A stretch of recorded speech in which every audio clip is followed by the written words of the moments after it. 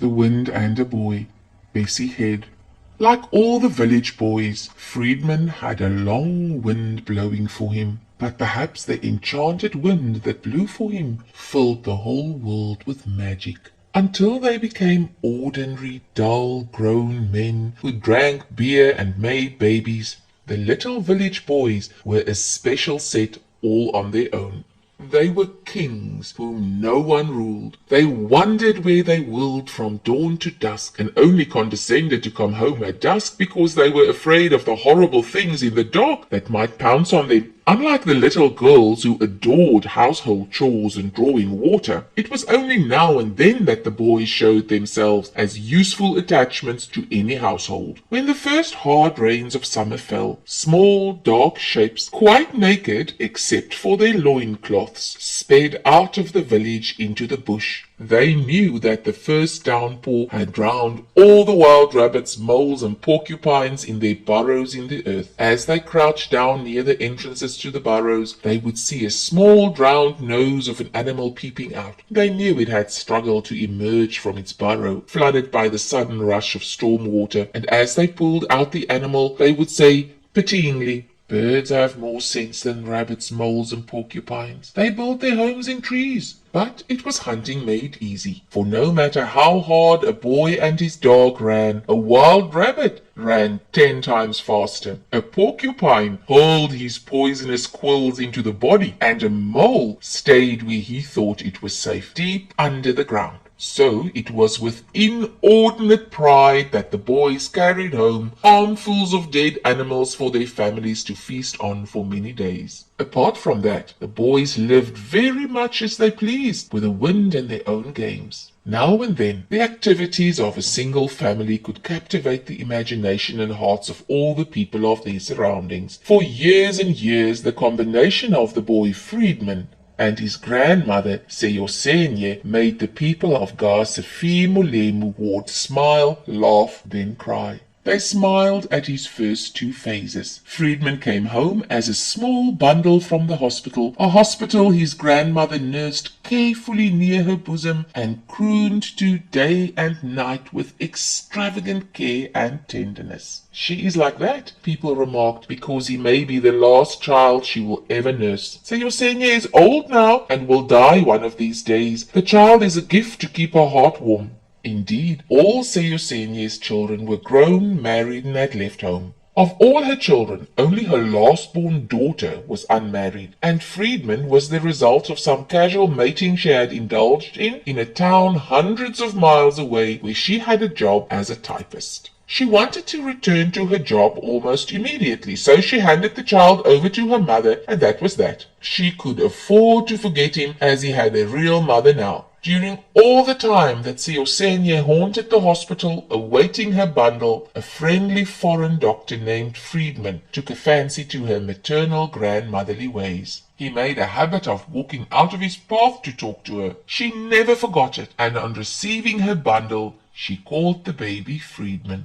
They smiled at his second phase, a small dark shadow who toddled silently and gravely beside a very tall grandmother. Wherever the grandmother went, there went Fredman. Most women found this phase of the restless, troublesome toddler tedious. They dumped the toddler onto one of the younger girls and were off to weddings and visits on their own. "Why can't you leave your handbag at home sometimes, Granny?" they said. "Oh, he's no trouble," Seyosenya would reply. They began to laugh at his third phase. Almost overnight he turned into a tall, spindly-legged, graceful gazelle with large grave eyes. There was an odd musical lilt to his speech, and when he teased or was up to mischief, he moved his head on his long thin neck from side to side like a cobra. It was he who became the king of kings of all the boys in his area. He could turn his hand to anything and made the best wire cars with their wheels of shoe-polished tins. All his movements were neat, compact, decisive, and for his age he was a boy who knew his own mind. They laughed at his knowingness and certainty on all things, for he was like the grandmother, who had had a flaming youth all her own too. So your senior had scandalized the whole village in her days of good morals by leaving her own village ward to live with a married man in Gasefete Molemo ward. She had won him from his wife and married him, and then lived down the scandal in the way only natural queens can. Even in old age, she was still impressive. She sailed through the village, head in the air, with a quiet, almost expressionless face. She had developed large buttocks as time went by, and they announced her presence firmly in rhythm with her walk. Another of Seyusenye's certainties was that she was a woman who could plough, but it was like a special gift. Each season, in drought or hail or sun, she removed herself to her lands. She not only ploughed, but nursed and brooded over her crops. She was there all the time, till the corn ripened and the birds had to be chased off the land, till harvesting and threshing were done. So that even in drought years with their scanty rain, she came home with some crops. She was the envy of all the women of the surroundings. So your Senye always eats fine things in her house, they said. She ploughs and then sits down for many months and enjoys the fruit of her labor. The women also envied her beautiful grandson. There was something special there, so that even when Fredman moved into his bad phase, they forgave him crimes other boys received a sound thrashing for. The small boys were terrible thieves who harassed people by stealing their food money. It was all a part of the games they played, but one which people didn't like. Of them all, Fredman was the worst thief, so that his name was mentioned more and more in any thieving that had been uncovered.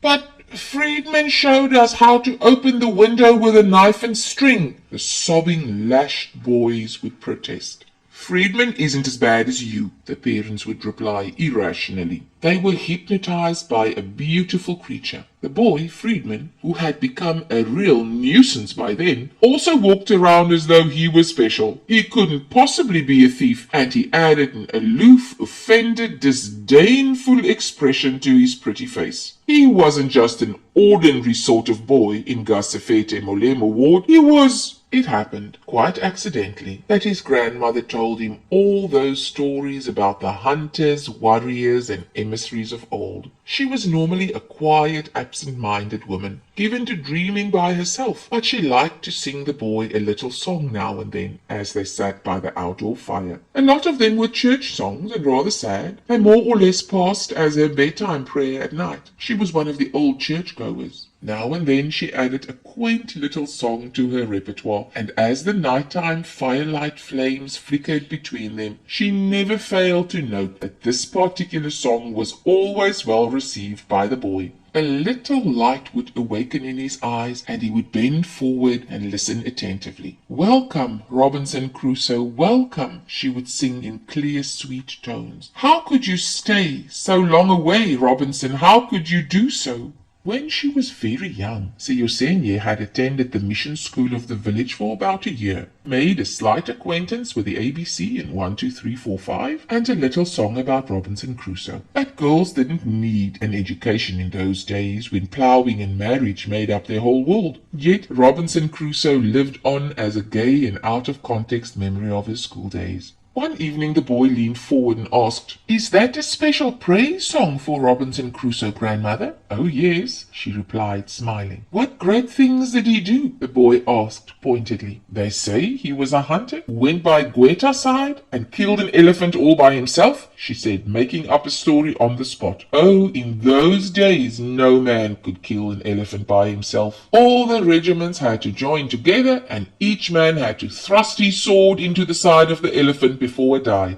Well, Robinson Crusoe was gone many days, and people wondered about him. "Perhaps he has been eaten by a lion," they said. "Robinson likes to be a solitary person and do foolish things. We won't ever go out into the bush by ourselves because we know it is dangerous." Well, one day, Robinson suddenly appeared in their midst, and people could see that he had a great thing on his mind. They all gathered around him. He said, "I have killed an elephant for all the people." The people were surprised. "Robinson," they said, "it is impossible. How did you do that? The very thought of an elephant approaching the village makes us shiver." And Robinson said, "Oh, people, I saw a terrible sight. I was standing at the feet of the elephant. I was just a small ant. I could not see the world anymore. Elephant was above me until his very head touched the sky, and his ears spread out like great wings. He was very angry, but I only looked into one eye, which was turning round and round in anger. What to do now? I thought it better to put that eye out. I raised my spear and threw it at the angry eye. People, it went right inside. Elephant said not a word, and he fell to one side. Come, I will show you what I've done." Then the woman cried in joy.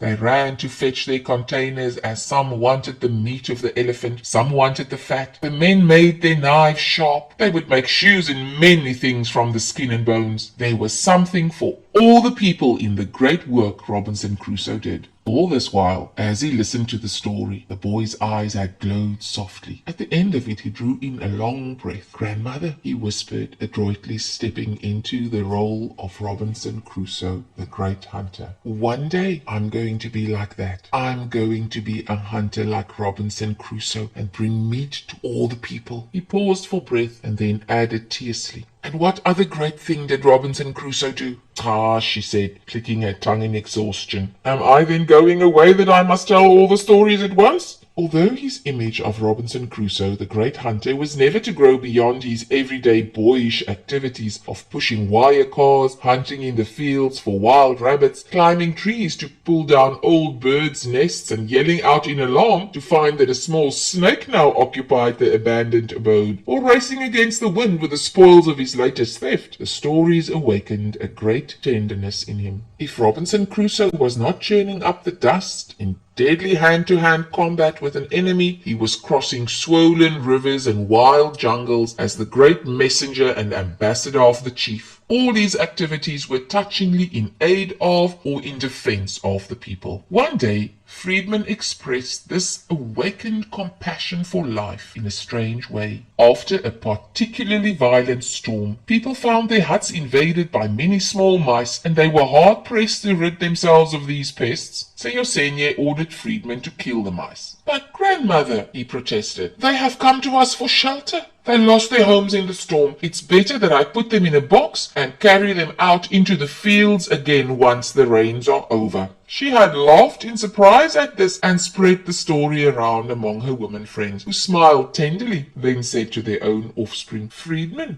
isn't as bad as you." Life and its responsibilities began to weigh down heavily on Fredman as he approached his 14th year. Less time was spent in boyish activities. He grew more and more devoted to his grandmother and concerned to assist her in every way. He wanted a bicycle so that he might run up and down to the shops for her, deliver messages, or do any other chore she might have in mind. His mother, who worked in a town far away, sent him the money to purchase the bicycle. The gift brought the story of his life abruptly to a close. Towards the beginning of the rainy season, he accompanied his grandmother to her lands, which were some 20 miles outside the village. They sowed seed together after the hired tractor had turned up the land, but the boy's main chore was to keep the household pot filled with meat. Sometimes they ate birds Fredman had trapped. Sometimes they ate fried tortoise meat or wild rabbit. But there was always something, as the bush abounded with animal life. So Yosenye only had to take a bag of mealie meal, packets of sugar, tea, and powdered milk as provisions for their stay at the lands. Meat was never a problem. Midway through the ploughing season, she began to run out of sugar, tea, and milk. "Fredman," she said that evening, "I shall wake you early tomorrow morning. You will have to take the bicycle into the village and purchase some more sugar, tea, and milk." He was up at dawn with the birds, a solitary figure cycling on a pathway through the empty bush. By 9, he had reached the village and first made his way to Gasefete Molemo Ward and the yard of a friend of his grandmother, who gave him a cup of tea and a plate of porridge. Then he put one foot on the bicycle and turned to smile at the woman with his beautiful gazelle eyes. His smile was to linger vividly before her for many days, as a short while later heart-pounding feet came running into her yard and reported that Fredman